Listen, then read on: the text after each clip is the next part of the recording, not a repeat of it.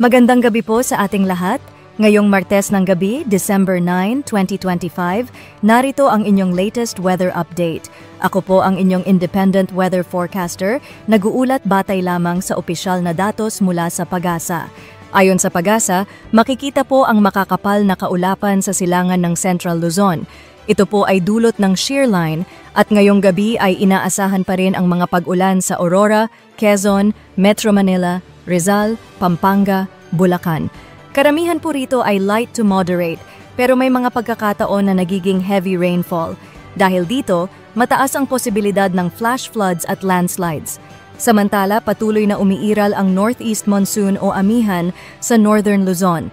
Ito ang nagdadala ng malamig na simoy at maulap na kalangitan sa Cordillera Administrative Region, Cagayan Valley, rest of Central Luzon.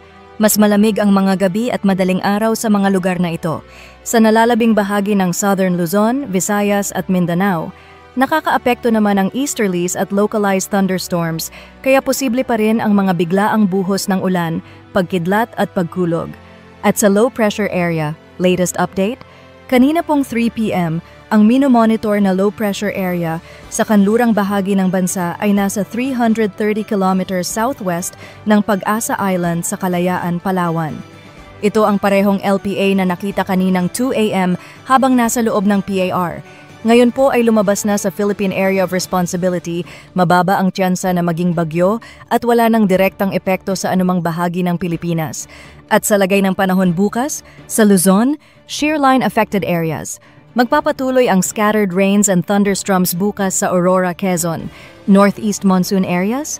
Ang amihan ay magdadala pa rin ng maulap na panahon at mahihinang pag-ulan sa Cordillera Administrative Region, Cagayan Valley, rest of Central Luzon, Metro Manila.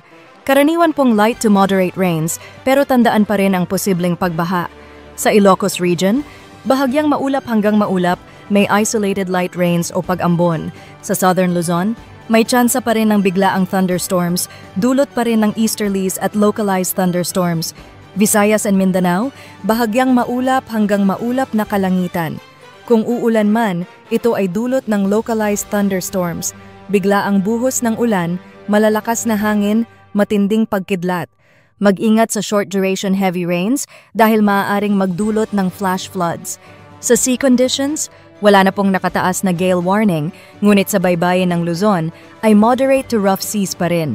Ang maliliit na sasakyang dagat ay pinapayuhan pa ring maging maingat sa paglalayag. At iyan ang ating latest weather update ngayong Martes ng gabi, December 9, 2025. Ako ang inyong independent weather forecaster. Magandang gabi sa inyong lahat.